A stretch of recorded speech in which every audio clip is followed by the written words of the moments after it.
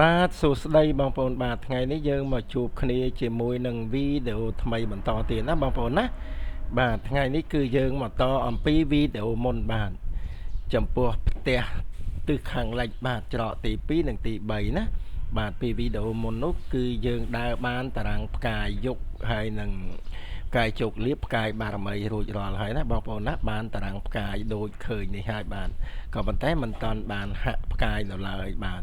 ហើយចឹងវីដេអូនេះយើងធ្វើការហាក់ផ្កាយបន្តអំពីវីដេអូមុនដើម្បីឲ្យបងប្អូនបានជ្រាបថាតើទិសខាងលិចបាទច្រកទី2និងទី3ហ្នឹងយើងត្រូវបើកទ្វារនៅចំណុចណាដើម្បីទទួលកសែឈីបានល្អណាបងប្អូនណា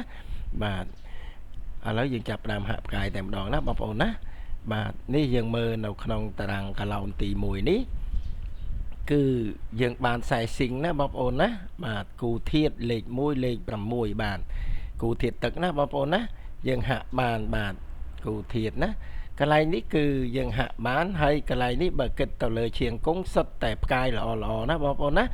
ក៏ប៉ុន្តែมันសូវជាមានកម្លាំងព្រោះផ្កាយជោគលៀបនិងផ្កាយបារមីឈួរខុសតំណែងណាបងប្អូនណា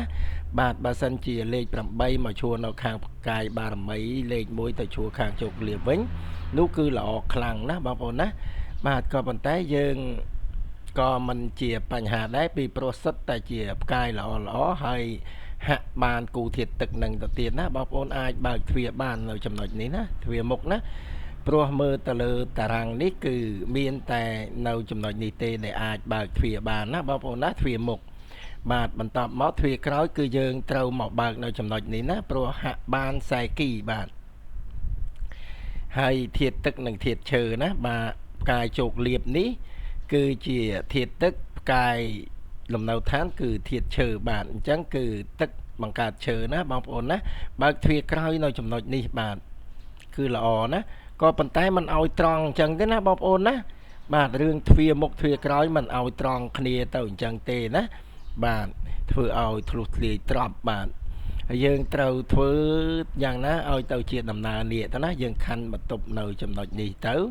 ក៏យើងឲ្យទៅអញ្ចឹងទៅណាបងប្អូនណាហើយចាំឲ្យមកអញ្ចឹងវិញដើម្បីឲ្យក្រអខ្សែឈីនឹងនាំឈីដែលអាក្រក់មកយប់ហើយហ្នឹងចេញទៅតាមទ្វារក្រោយណាបងប្អូនណាបាទអញ្ចឹងខ្ញុំធ្លាប់បង្រៀនបងប្អូនហើយអំពីរឿងទ្វារមុខនិងទ្វារក្រោយហ្នឹងបាទមិនឲ្យត្រង់គ្នាអញ្ចឹងទេត្រូវតែមានការខណ្ឌរាំងអីទៅដោយចិញ្ចឹងផ្សេងឬបន្ទប់ផ្សេងអញ្ចឹងទៅណាបងប្អូនណាបាទហើយយើងមើលថាតើនៅចំណុចណាល្អទៀតណាបងប្អូនបាទចំណុចនេះក៏ល្អផងដែរណាពីព្រោះយើងបានខ្សែស៊ីងដូចគ្នាណាបងប្អូនណា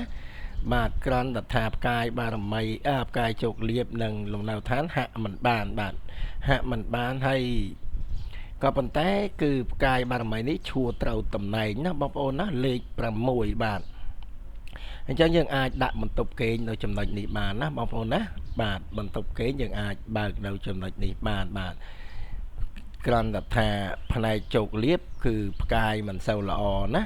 ហើយបារមីគឺផ្កាយល្អអញ្ចឹងបារមីនេះគឺជាផ្កាយតំណែងយិនណាបងប្អូនណាអញ្ចឹងយើងអាចដាក់បន្ទប់គេងនៅចំណុចនេះគឺល្អណាបងប្អូនណាសម្រាប់សុខភាពបាទ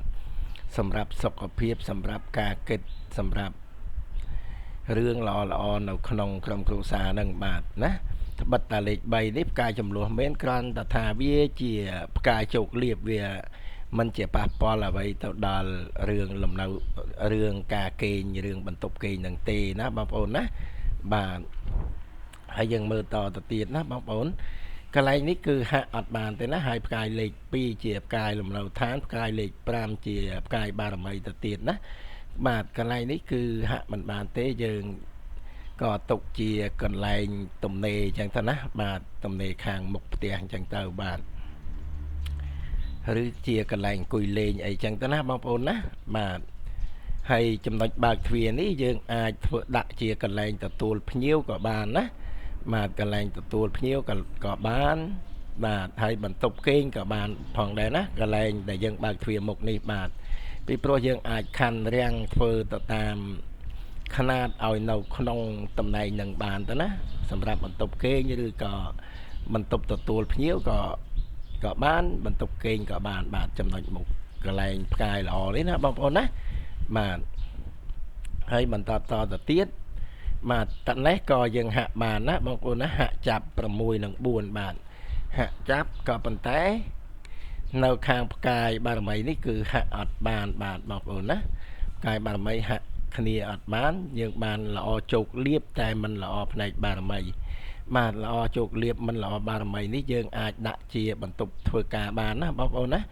បាទកន្លែងជោគលៀបហ្នឹងគឺយើងអាចដាក់ជាបន្ទប់ធ្វើការបានឬក៏បន្ទប់ទទួលភ្ញៀវអីស្រេចតែបងប្អូនដាក់បានបាទយើងពិនិត្យទៅមើលទៅលើផ្កាយណាបាទកន្លែងចំណុចនេះក៏យើងអាចដាក់ជាបន្ទប់គេងបានណាបងប្អូនណាបន្ទប់គេងក៏បានបាទតនេះណាភ័យបន្ទប់ធ្វើការក៏បានយើងខណ្ឌចែកទៅតាមនឹងទៅណាឲ្យតែនៅក្នុងកឡោននឹងបាទចំណែកនេះគឺមានផ្កាយយុគដល់12ជាផ្កាយបារមីនិងផ្កាយជោគលៀបក៏ប៉ុន្តែផ្កាយឋាននេះមិនសូវល្អទេណាកន្លែងនេះក៏បងប្អូនអាចដាក់ជាបន្ទប់ទទួលភ្ញៀវក៏បានបន្ទប់ផ្នែកខាងការងារក៏បានណាបងប្អូនណាពីព្រោះជោគលៀបនិងបារមីល្អបាទហើយលំនៅឋាននេះគឺជាផ្កាយភ្លើងហើយជោគលៀបនិងបារមីនេះសុទ្ធតែជាផ្កាយលោហៈអញ្ចឹងយើងទទួលលៀបអំពីលោហៈណាភ្លើងណាបងប្អូនណាកន្លែងនេះក៏យើងអាចដាក់ទៅជាបន្ទប់ការងារបានណាបន្ទប់ទទួលភ្ញៀវបើសិនជាផ្ទះលក់អីវ៉ាន់យើងអាចដាក់ជាបន្ទប់លក់អីវ៉ាន់ទៅណាបងប្អូនណាបាទពីព្រោះផ្កាយបារមីនិងជោគលៀបគឺល្អបាទហើយយើងមកមើលទៀតណាបងប្អូនណាកន្លែងនេះក៏ហាក់អត់បានណាបាទកន្លែងនេះហាក់អត់បានផ្កាយធាតុដីយើងអាចដាក់ជាចង្ក្រានបាយបានណាបងប្អូនណាបាទចំណែកនេះគឺយើងអាចដាក់ជាបន្ទប់ទឹកបានផ្កាយធាតុឈើណាបងប្អូនណាបាទយើងអាចដាក់ជាបន្ទប់ទឹកបានកន្លែងចំណុចនេះណាបងប្អូនណាបាទធាតុឈើទទួលលាបអំពីផ្កាយដីណាបងប្អូនណាធាតុដីផ្កាយលេខ5កន្លែងនេះយើងដាក់ជាបន្ទប់ទឹកទៅណាมันជាបញ្ហាអ្វីកើតឡើងទេបាទពីព្រោះទឹកនិងឈើហើយកន្លែងនេះចង្ក្រានបាយយើងដាក់ជាចង្ក្រានបាយទៅបាទពីព្រោះភ្លើងនិងដីណាបងប្អូនណាបាទគឺมันបញ្ហាអ្វីទេបាទហើយចំណុចនេះក៏มันមានកន្លែងល្អដែរណាពីព្រោះផ្កាយភ្លើងនៅជាបារមីនឹងជោគលៀបចំណែកផ្កាយលំនៅឋានគឺជាផ្កាយលោហៈអញ្ចឹងมันល្អណាបងប្អូនណាបាទត្រូវលោហៈនេះត្រូវផ្ដល់ឲ្យជោគលៀបនឹងបារមីអញ្ចឹងខាងលំនៅឋានក៏មិនល្អណាបងប្អូនណាបាទបើសិនជាផ្កាយឈើនៅខាងលើនេះវិញគឺល្អទៅវិញណាបងប្អូនណាបិទតាហៈមិនបានតែបើសិនជាផ្កាយឈើគឺល្អលេខ3លេខ8ណាបងប្អូនណាបាទអញ្ចឹងយើងនៅក្នុងការវិគ្រោះផ្កាយយើងឃើញតារាងផ្កាយបែបហ្នឹងណាហើយយើងវិគ្រោះទៅគឺឃើញយ៉ាងហ្នឹងណាបងប្អូនណាបាទទ្វារមុខទ្វារក្រោយអីបងប្អូនមើលទៅតាមការហាក់របស់ខ្ញុំអញ្ចឹងទៅណាបងប្អូនណាបាទចង្ក្រានបាយនៅចំណុចនេះបន្ទប់ទឹកនៅចំណុចនេះណាបងប្អូនណាបាទពីព្រោះយើងឃើញមានផ្កាយឈើហើយនឹងផ្កាយដីនៅកន្លែងចង្ក្រានបាយផ្កាយឈើនៅកន្លែងបន្ទប់ទឹកអញ្ចឹងយើងដាក់បន្ទប់ទឹកនិងចង្ក្រានបាយនេះឲ្យចំទៅតំណែងផ្នែកទាំងអស់នឹងទៅគឺបងប្អូនមិនមានបញ្ហាឆុងមិនមានបញ្ហាតោះតេងអីទេណាបងប្អូនណាបាទនេះនៅក្នុងតារាងផ្កាយច្រកទី2និងច្រកទី3ទិសខាងលិចគឺយើងវិភាគវិគ្រោះទៅគឺឃើញបានយ៉ាងហ្នឹងណាបងប្អូនណាបាទគឺបើកទ្វារមុខចំចំណុចតនេះណាកណ្ដាលក៏មិនបានណាបងប្អូនណាបាទកន្លែងត្រង់នេះក៏បងប្អូនអាចបើកទ្វារមុខបានណាខាងនេះណាបាទបើកទ្វារមុខបានគ្រាន់តែថាខាងជោគលៀបនេះយើងហាក់អត់បានបាទក៏ប៉ុន្តែវាមិនជាបញ្ហាអ្វីទេពីព្រោះផ្កាយនេះវាមិនមានការឆុងអ្វីទេណាបងប្អូនណាយើងអាចបើកទ្វារមុខខាងនេះបានបាទពីព្រោះយើងហាក់បានខាងបារមីបាទទ្វារមុខយើងបើកខាងនេះក៏បានខាងនេះក៏បានបាទតែខាងនេះបើដាក់បន្ទប់គេងគឺល្អណាបងប្អូនណាពីព្រោះផ្កាយបារមីហ្នឹងគឺល្អហាក់បានជាមួយនឹងផ្កាយលំនៅឋានផ្កាយបុគ្គលនឹងទៅទៀតណាយើងដាក់ទ្វារមុខខាងនេះយើងដាក់បន្ទប់គេងខាងនេះទៅណាបងប្អូនណាបាទកន្លែងនេះក៏យើងអាចខណ្ឌជាបន្ទប់គេងនៅចំណុចនេះមួយណាបន្ទាប់ពីទ្វារនឹងមកយើងមានជញ្ជាំងបន្ទប់គេងមួយទៅហើយផ្លូវដើរយ៉ាងណាបងប្អូនឲ្យមកជាដំណើរនាគមកណាបងប្អូនណាយើងហៅថាដំណើរនាគបាទមិនមែនជានាគពិតប្រាកដទេណាដើម្បីឲ្យកសែឈីហ្នឹងវាហូរបានល្អណាកុំឲ្យមានការទើសទាក់ឬក៏ กระจายชีนั้นโฮเลือนเปกบาทตามกระบวนในห้องซอยนะบางปอนนะให้ทวีเขาอย่างบางจำจำหน่อยในเตาบาทให้จังเราขนมตึขังเล็กเจาะตีปีหนึ่งตีใบนั่นคือมีนแต่ปนังนะบางปอนนะบาทบางปอนงอแต่ละอาคำมันสัวบ้านนะบางปอนนะบาทคอมเพล็กจุยลายจุยเสียวิดีโอในพองนะดำใบเอาบางปอนเยอะแน่เมียนเตี้ยหนึ่งตึขังเล็กนะบาดเจาะตีปีหนึ่งตีใบให้บางปอนเตายยนนะสำหรับเตี้ยบางปอนเนี่ยเพื่อในขนมยกปรำใบนะមានការកែកុនតលតែមានការកែកុនត្រង់ទ្រាយធំទៅដំណើរផ្កាយចូលយក9នេះបានណាបងប្អូនណាមិនមែនផ្ទះបងប្អូនកសាងនៅយក8ហើយមកដើរដំណើរផ្កាយនៅយក9នេះគឺអត់ត្រូវទេណាបងប្អូនណាបាទអញ្ចឹងបងប្អូនត្រូវយល់ឲ្យបានច្បាស់រឿងផ្ទះដែលកសាងនៅយក8មកដើរផ្កាយយក9បាទ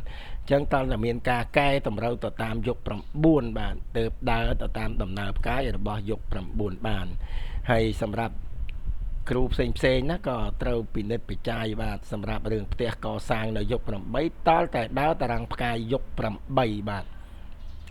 តែនៅក្នុងយុគ9នេះគឺត្រូវតែមានការរៀបចំឲ្យទៅជាយុគ9ណាមិនមែនយកផ្ទះដែលកសាងយុគ8ហើយមិនមានការកែកុនផ្លាស់ប្ដូរឲ្យទៅជាយុគ9នោះបានទេណាបងប្អូនណាបាទសូមអរគុណសូមជម្រាបលាជួបគ្នានៅវីដេអូក្រោយបាយ